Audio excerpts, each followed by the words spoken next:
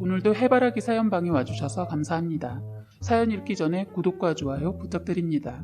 저는 결혼하기 전 간호사로 일을 했습니다. 종합병원에서 교대 근무를 했는데 결혼을 하고도 일을 쭉 해왔습니다. 교대 근무를 하면서 육아를 할 자신이 없어서 임신을 미루고 있었는데 나이가 있다 보니까 시댁에서도 바라고 다행히 시댁 친정에서 도움을 주신다고 해서 아이를 낳았습니다. 그런데 시어머니도 애 낳으면 봐주겠다고 하더니 임신하니까 말 바꾸고 돈만 바라고 시댁이 근처에 있지만 시어머니 당신은 젊었을 때 하도 고생을 해서 늙음하게는 여행이나 다니면서 쉬고 싶다면서 아이는 절대로 봐주지 않겠다고 못을 박더군요. 말을 말던가 너무 서운했어요. 저는 할 수 없이 몸이 불편하신 친정어 부모님 도움을 받아 직장을 계속 다니면서 직장에서도 어느 정도 자리가 높아져 있었습니다. 그런데 친정엄마가 당뇨가 있었는데 합병증으로 인해 입원을 하시게 되었고 아버지도 연로하시다 보니까 보살핌을 받아야 해서 오빠가 모시게 되었어요. 제 직장 자체가 교대 근무를 하는 거라 육아 문제로 인해 모든 생활이 차질이 생기게 됐던 겁니다. 전적으로 친정 부모님 도움으로 지금까지 버텨오다가 다시 한번 시어머니한테 부탁을 드렸는데 거절을 당했습니다. 남편이란 새끼가 있었지만 있으나 마나한 존재라 기대도 안 하고 도저히 안 될 것 같아서 할 수 없이 미련 없이 병원을 그만두고 집 근처에 있는 개인 병원에 취직을 했어요. 그런데 너무 웃긴 일이 벌어지기 시작하는 겁니다. 시댁에선 도움이라고는 1도 주지 않으면서 저한테 전화해서 한다는 말이 좋은 병원을 그만뒀다고 난리더군요. 그럴 만도 한 게 시어머니 그동안 제가 직장을 옮기기 전에는 부모님 용돈을 드리고 있었거든요. 그런데 이번에 많은 것을 보고 느낀 점이 있어서 부모님 드리는 용돈도 죄다 끊어버리고 챙겨드리고 있던 약이며 생활비 같은 것도 다 그만둬버렸죠. 그랬더니 그때서야 애를 부탁을 안 했다느니 엉뚱한 소리를 짓거리더군요. 용돈 끊기니 그제서야 봐주겠다고 속보이는 행동을 하시길래 그냥 잘라서 말했습니다. 어머니 이제는 애 안 봐줘도 되니까 걱정하지 마세요. 그리고 용돈과 더불어 앞으로 어떻게 해야 할 것인지를 짤막하게 말씀을 드렸더니 그래도 용돈은 보내라. 아니요 저는 못 드리고요. 애 아빠한테 말씀을 드리겠습니다. 했더니 말도 않고 전화를 끊더군요. 너무 기가 막혔습니다. 시어머니 내 돈 쓰는 건 안 아깝고 당신 아들 거 돈 쓰는 건 벌벌 떠는 시어머니 더 이상 상대하지 않기로 했습니다. 남편이란 놈은 완전 일중독 수준이고 가정에는 관심도 없고 오로지 자기밖에 모르는 사람이라 시댁 일이나 처가 일도 전혀 신경 쓰지 않는 사람입니다. 연애 때는 멋져 보였던 모습이 결혼하고는 단점으로 보인다는 말이 맞더군요. 내가 왜 저런 놈과 살고 있나 싶을 정도였습니다. 진짜로 이 사람이 왜 우리랑 살고 있는지 모르겠더군요. 남편 놈은 육아에는 아예 관심도 없고 집안일 또한 전혀 관심이 없었으니까요. 힘들다고 도와달라고 하면 사람 불러서 청소하라고 하고 아프다고 하면 병원 가라는 소리만 하는 놈입니다. 왜 살고 있는지 저 스스로한테 묻고 싶었어요. 언젠가는 보기 좋게 한 방 날리고 이혼하리라 마음먹고 이를 갈고 있었습니다. 왜냐면 이놈이 갈수록 자꾸 시댁 일도 다 저한테 미루는 겁니다. 거기에다 시어머니의 시집살이까지 보태니까 더 이상 이 결혼의 의미가 사라져 가더군요. 시어머니도 제가 임신했을 때 잘 먹으니까 뭘 그렇게 먹었었냐고 하면서 무안을 준 적이 있었습니다.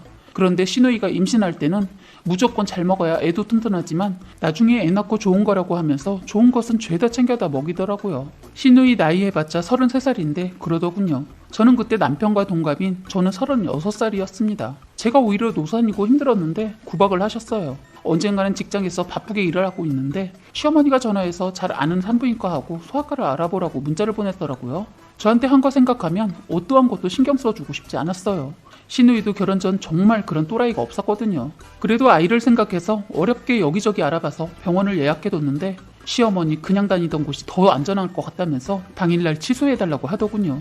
그 이후로 병원에 관해 부탁을 해도 전혀 신경 써주지 않았습니다. 이렇게 경우 없는 짓을 둘이서 번갈아가면서 합니다. 뭐라고 따질 수도 있지만 대화 자체가 안 되는 사람들이라 말 섞기가 싫어서 상대를 하지 않기로 했습니다. 정말 이 사람들 뻔뻔하구나 싶은 일이 있었습니다. 시누이가 제가 잘 아는 닭볶음탕을 먹고 싶었나 봐요. 아가씨가 결혼 전에 저희 집에서 몇 번 먹어본 음식인데 임신하니까 그게 땡겼던 모양입니다. 임신하면 그럴 수 있다는 거 누구보다 잘 알지만 그때 아이가 아파서 병원에 입원까지 하게 되어서 병원에 있었는데 시어머니가 전화가 왔더군요. 닭볶음탕 해줄 수 있냐고 묻는 것도 아니고 해서 가져오라는 전화였습니다. 기가 막혔습니다.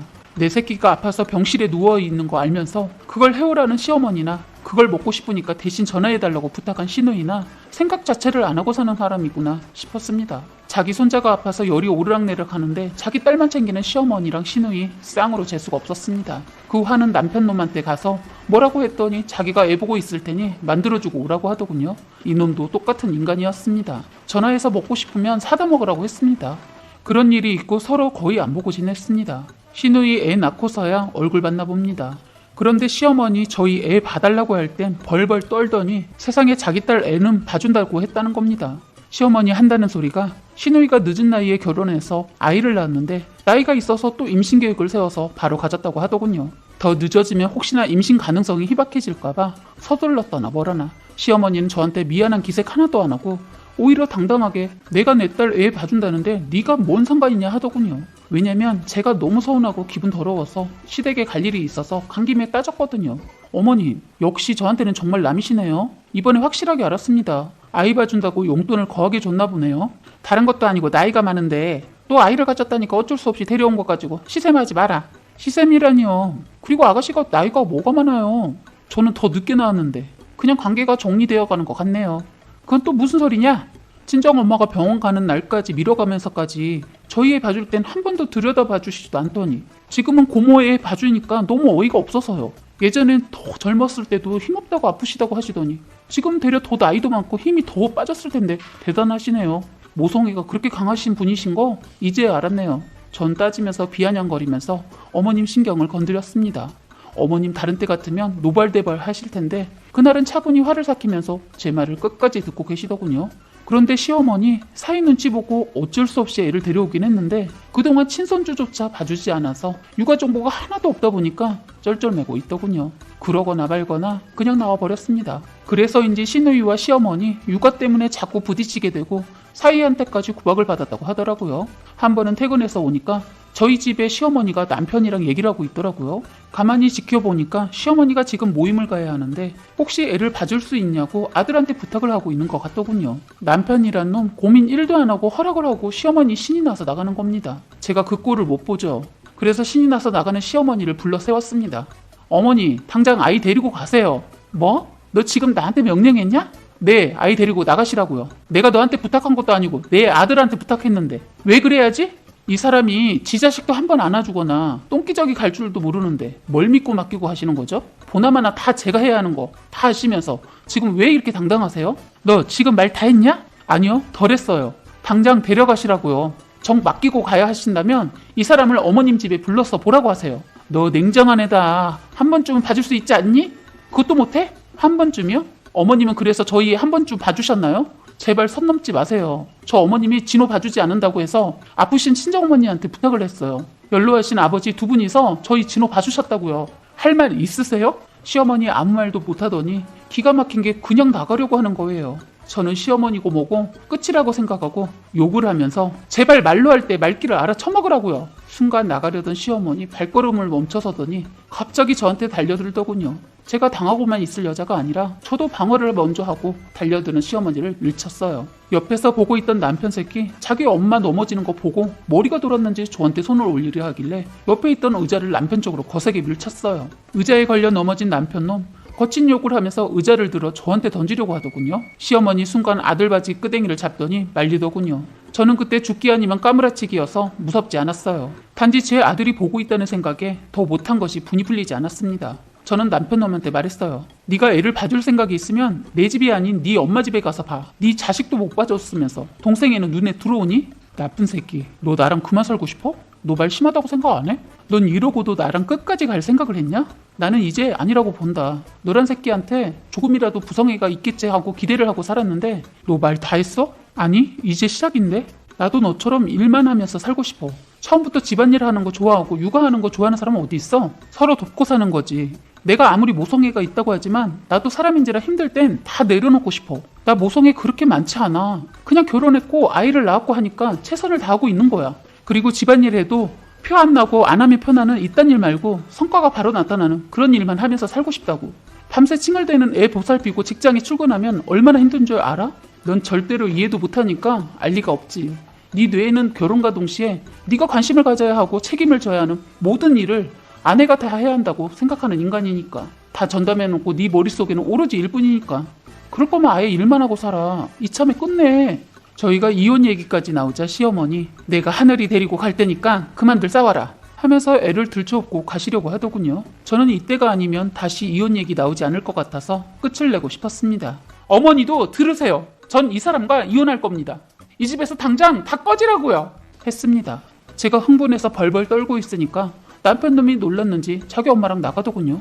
다들 가구 짐을 싸고 있었는데 신우년이 저희 집에 쫓아왔더군요. 이유는 자기 애 앞에서 싸움을 했다는 이유였습니다. 그렇잖아도 화가 나 있는데 불난 집에 부채질을 하더군요. 이것이 내가 지보다 나이가 몇 살이나 더 위인데 반말로 짓거리더군요. 너 애들 앞에서 싸우면 안 되는 거 간호사이면서 그 정도 상식 없어? 하더군요.